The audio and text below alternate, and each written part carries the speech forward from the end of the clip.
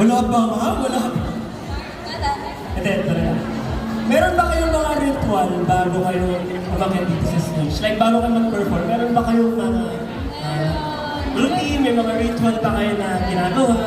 Kami na, first, nag-pray kami. Tapos, nag-huddle kami. Oh, pakita natin huddle natin. Paano? Huddle, guys. 1, 2, 3, pixie. Ano na? Kaya pala Lagi yan, before mag-perform. Kaya pala sobrang kalmado nyo rin bago mag-perform.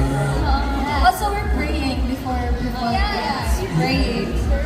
Alright, so next question about your big sense naman.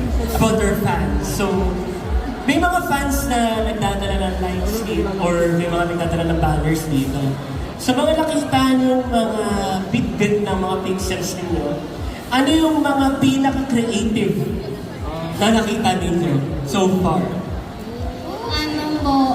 Yung may lights. Hanger ng mga magulang nila. Ginawa nilang headband. Ay, yung hanger. Ay, may mga sisiyo before. Bakit? Wait lang, curious ako, bakit may hammer? Si Mita.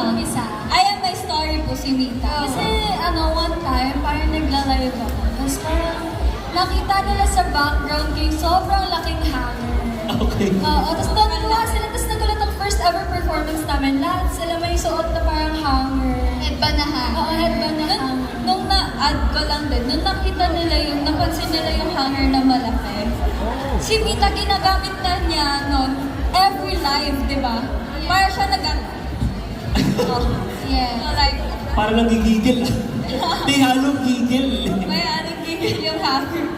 So dahil dyan, napag-usapan na natin yung mga pixels. Balita ko daw, mamimigay daw kayo ng mga prizes sa mga lucky pixels. Ano ba yun? Wow! Oo, tatlo yun. Tatlo daw. Tatlo ba? Tatlo ba?